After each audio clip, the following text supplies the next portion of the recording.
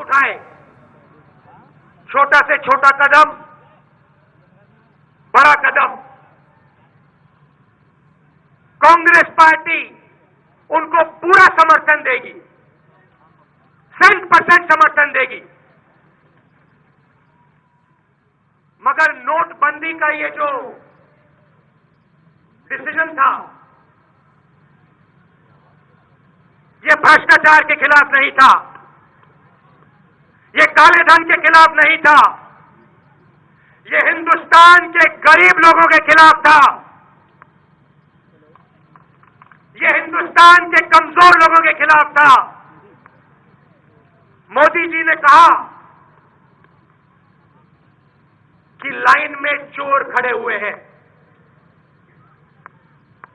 आज बैंक के सामने मैंने लोग देखे, 100-200 लोगों की लाइन थी। मोदी जी वो चोर नहीं थे, वो हिंदुस्तान के गरीब ईमानदार लोग खड़े हुए हैं। और नरेंद्र मोदी जी उस लाइन में मुझे एक अमीर व्यक्ति नहीं दिखाई दिया, उस लाइन में मुझे एक सूट बूट वाला नहीं दिखाई दिया।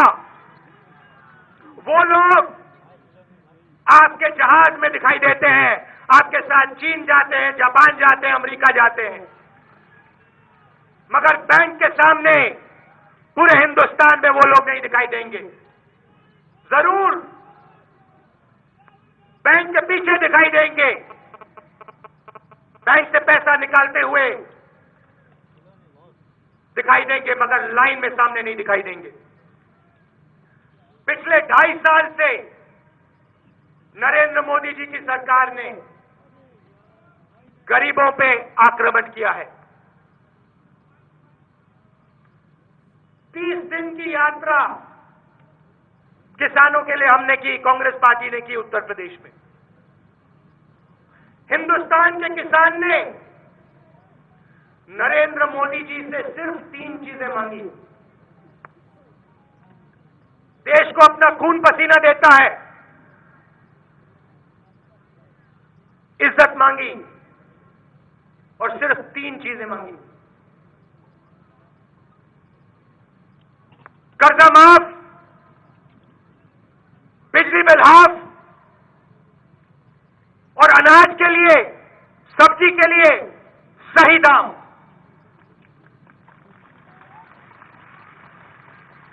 दिन भर काम करते हैं, दिन भर काम करते हैं, पसीना देते हैं, 3 चीजें मांगी। नरेंद्र मोदी जी ने कुछ नहीं किया, एक शब्द नहीं कहा। कांग्रेस का डेलीगेशन गया, 1,40,000 करोड़ रुपया नरेंद्र मोदी जी ने 15 उद्योगपतियों का माफ किया पिछले 2.5 साल में।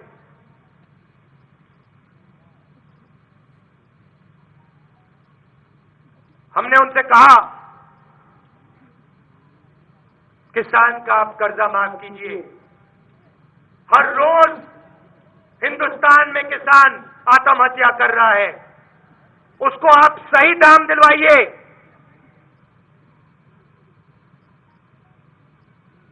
बिजली सही दाम पे दिलवाइए। नरेंद्र मोदी जी ने एक शब्द नहीं कहा, एक शब्द नहीं कहा।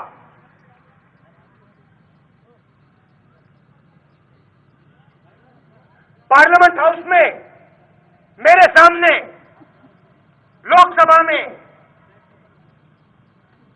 मनरेगा का मजाक उड़ाया। मजदूरों के बारे में कहते हैं ये लोग गड्ढा खोदते हैं, गड्ढा खोदते हैं, गड्ढा खोदते हैं। नरेंद्र मोदी जी, हिंदुस्तान का मजदूर गड्ढा नहीं खोदता है, हिंदुस्तान को बनाता है, अपना खून और अपना पसीना देता है। और आपने हिंदुस्तान के मजदूर से मनरेगा छीना और उसकी रीढ़ की हड्डी को तोड़ा। झारखंड में, छत्तीसगढ़ में मध्य प्रदेश में आपकी सरकारें आदिवासियों से जल, जमीन और जंगल छीनने का काम करती है। कोई भी आदिवासी अपना हक मांगता है, कोई भी आदिवासी खड़ा होकर कहता है ये मेरी जमीन है,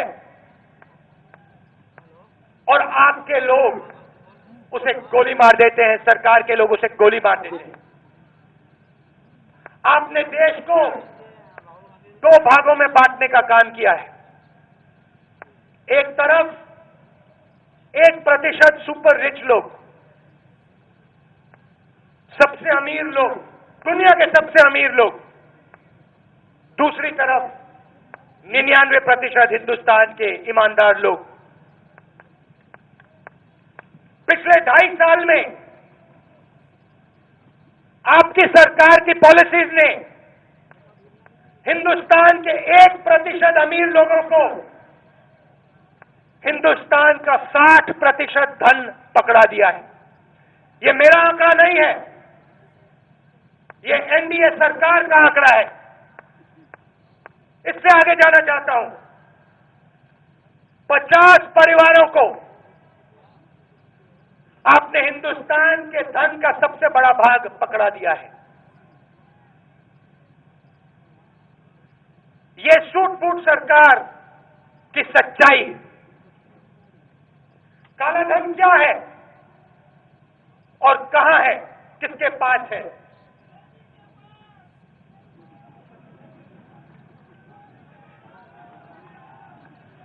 काला धन हिंदुस्तान के 1% अमीर लोगों के पास है। काला धन उन 50 परिवारों के पास है। काला धन हिंदुस्तान के 99% ईमानदार लोगों के पास नहीं है। काला धन लाइन में जो लोग लगे हैं उनके पास नहीं है। काला धन उन लोगों के पास है जो आपके साथ हवाई जहाज में जाते हैं।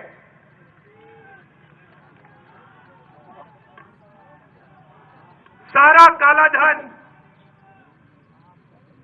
कैश में नहीं है और सारा काला धन कैश में नहीं है और सारा कैश काला धन नहीं है।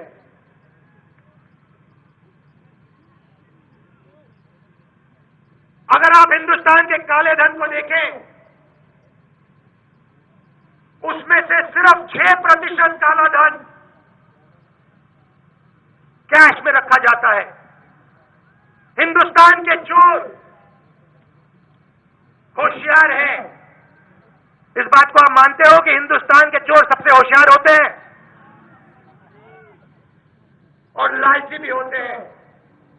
वो अपने काले धन को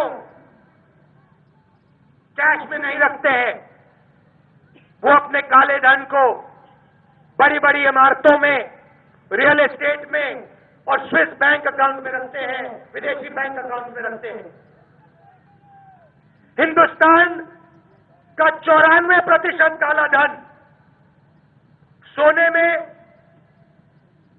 विदेशी बैंक अकाउंट्स में और रियल एस्टेट में रखा जाता है। यह भी मेरा आंकड़ा नहीं है, यह भी नरेंद्र मोदी जी की सरकार का आंकड़ा है। और यह बात नरेंद्र मोदी जी बहुत अच्छी तरह जानते हैं,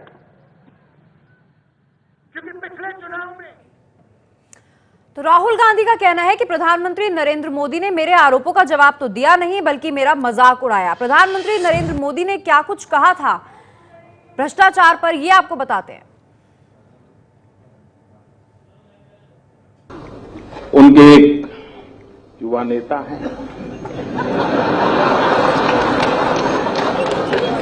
अभी भाषण सीख रहे हैं। ऐसे करते वो भी ऐसे करें।